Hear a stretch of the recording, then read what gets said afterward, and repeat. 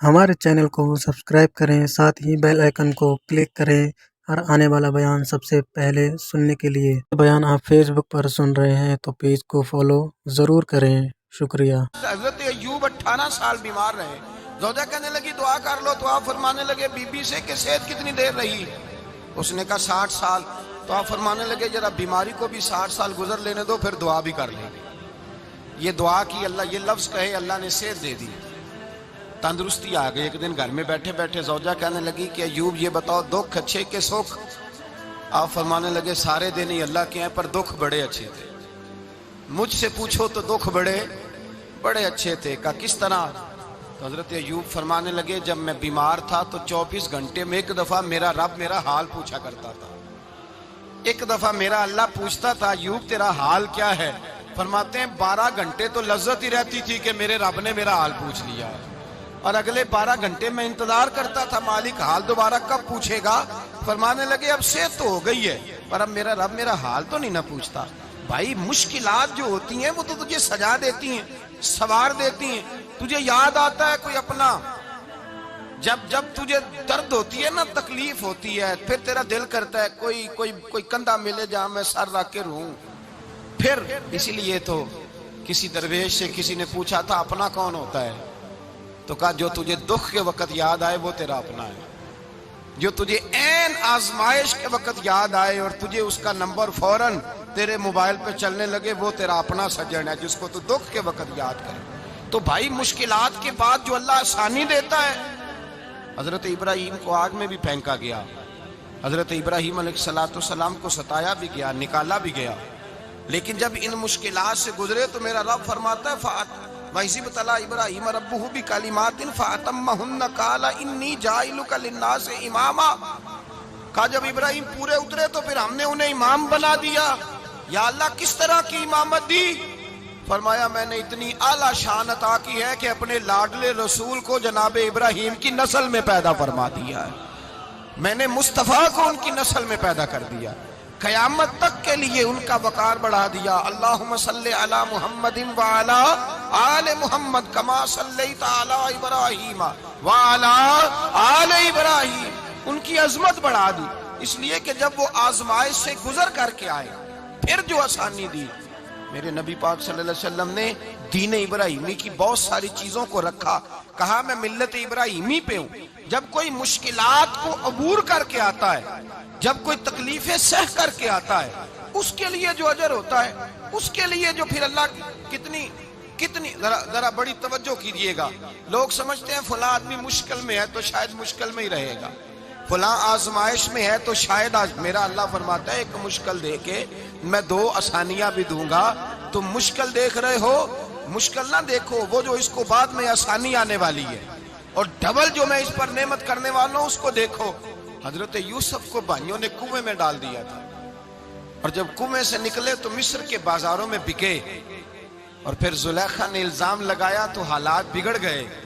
हजरत यूसुफ को जेल जाना पड़ा।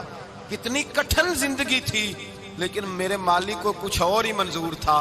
कुएं में गिरने वाले, बाजार में बिकने वाले, जेल में जाने वाले, इल्जाम लेने वाले जनाब यूसुफ को रब करीम ने उसी मिस्र का बादशाह बना दिया। अल्लाह पाक ने उसी मिस्र का हुक्मरान बना दिया। यारी तेरी सोना पर अजमैशा तेरियां अग, ये सोना परखिया जावंदा ही पहलो नाल अग्गां दे लग। इसके लिए थोड़ा सा जतन करना पड़ता, थोड़े कठिन हालात से गुजरना पड़ता, थोड़ी आजमाइशों का रूप देखना पड़ता। हम चाहते हैं कि हमें छेड़े कोई ना कोई तकलीफ ना आए, कोई आजमाइश। ये हो नहीं सकता मेरे भाई, नामी कोई बगैर मुशक्कत नहीं हुआ। 100 बार जब अकीक कटा तब जाकर नगी हुआ। हम चाहते हैं कि हमें कुछ भी दिक्कत ना आए, मुश्किलात ना आए, और मुश्किलात तो इंसान को संवारती हैं भाई, वो तो निखारती हैं। कभी पूछा करो जाकर के किसी गंदम के दाने से कि तू कहां से होके आया है, कहां से निकल के आया है, तो वो बतलाएगा कि बड़े मुश्किल मराहल से गुजरा हूं, और फिर अल्लाह ने मुझे ताकत दी है कि मैं इंसान के वजूद का हिस्सा बनाऊं। तो भाई कठिन मराहल, आजमाइशें, तकलीफें, ये इंसान को बड़ा इंसान बना देती है। ये उसके लिए तरक्कियों का पेश खैमा होती है। हमारे जवान परेशान हो जाते हैं, عورتیں خاص کر کے اس بات پہ توجہ کریں، وہ بڑی جلدی غم لے جاتی ہیں، وہ کہتی ہیں جانے میرا کچھ ہوگا ہی نہیں، جانے میرا کچھ ہو ہی نہیں سکتا۔ میرے بھائی درجنوں اور بیسیوں لوگ ایسے ہیں جن کی اولادیں نہیں تھی لیکن نام ان کا ان سے بھی زیادہ ہے جو بڑے بڑے صاحب اولاد۔ حضرت خواجہ معین الدین اجمیری کو جانتے ہیں آپ لوگ؟ نہیں، جو جانتے ہیں وہ بولیں۔ جانتے ہیں جی؟ لو جی، کافی سارے جانتے ہیں، تھوڑے جی رہ گئے نا۔ جانتے ہیں نا خواجہ صاحب کو؟ ان کے کسی بیٹے کو جانتے ہوں؟ نہیں جانتے، نہیں جانتے، نہیں جانتے آپ ان کے بیٹے کو۔ حضرت خواجہ معین الدین اجمیری رحمۃ اللہ تعالی علیہ کے بیٹے کو نہیں جانتے، لیکن ویسے آپ ہندوستان میں کسی آدمی کو چھیڑ کے دیکھیں، وہ کہے گا میں خواجہ صاحب کا روحانی بیٹا ہوں، میں اولاد۔ حضرت غوث اعظم رضی اللہ تعالیٰ عنہ کی اولاد کو کم لوگ جانتے ہیں، لیکن آپ ویسے کسی کو پوچھ کے دیکھیں 11ویں والا پیر کون ہوتا ہے، ہر آدمی ہاتھ اٹھا کے بتائے گا خدا کے فضل سے ہم پر ہے سایہ غوث اعظم کا، ہمیں دونوں جہاں میں ہے سہارا غوث۔ لوگ جھوم کے بتلائیں۔ میرے بھائی یہاں لوگ پریشان ہو جاتے ہیں کہ اولاد ہوگی تو یہ ہوگا، فلاں ہوگا تو یہ ہوگا۔ بھائی ایسی کوئی بات نہیں، میرے پاس پیسے ہوتے تو میرا ابا بیماری سے فوت نہ ہوتا۔ جو مالدار ہوتے ہیں تو کیا وہ بچ جاتے ہیں؟ حضرت اسرائیل انہیں چھوڑ جاتے ہیں؟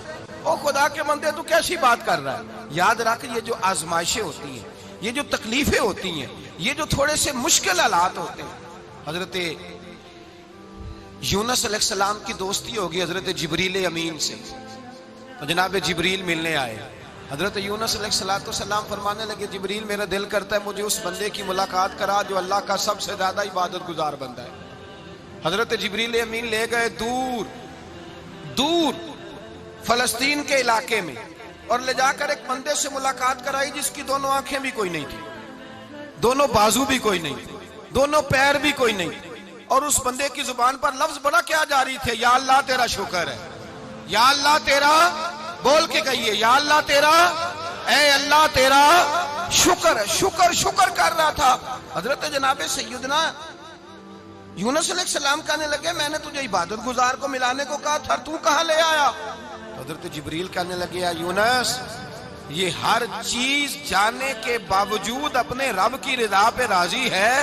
اس وقت دنیا میں نبیوں کے بعد جس سے اللہ سب سے زیادہ پیار کر رہا ہے وہ یہی بندہ ہے، یہ اپنے رب کی رضا پہ راضی ہے۔ اے تن میرا کنگھی ہووے تے میں زلف سجن دی واواں، تے پوش میرے دی جتی بن جائے تے میں یار دی قدمی آواں، مارو مارو مینو مار مکاؤ کوئی عذر نہ پیش لے آواں، تے جے سونا ہی میرے دکھ وچ راضی، جے سونا ہی میرے دکھ وچ راضی، جے سونا ہی میرے دکھ وچ راضی، تے میں سکھ نو چلے ڈاواں۔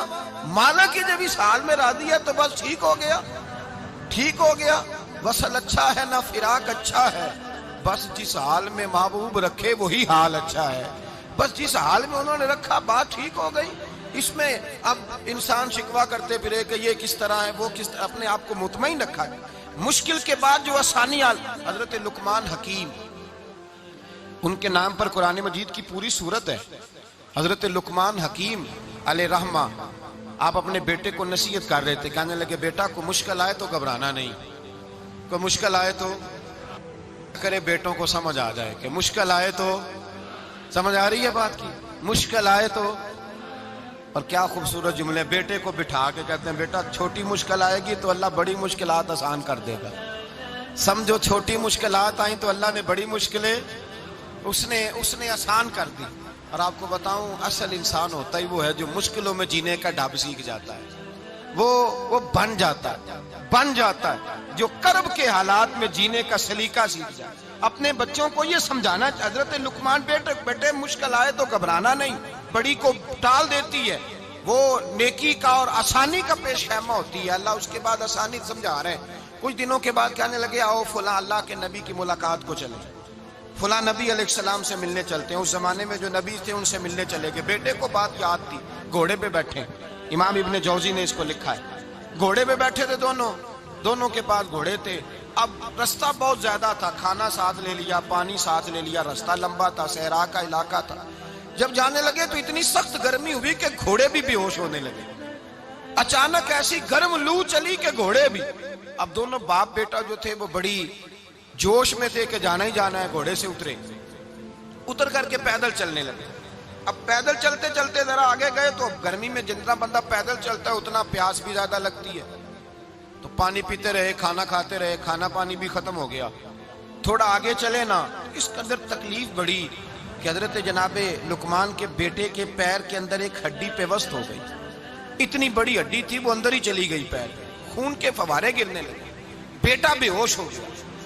حضرت لقمان اس کے سرانے بیٹھے تو بیٹا تھا نا، آنکھوں میں آنسو آ گئے۔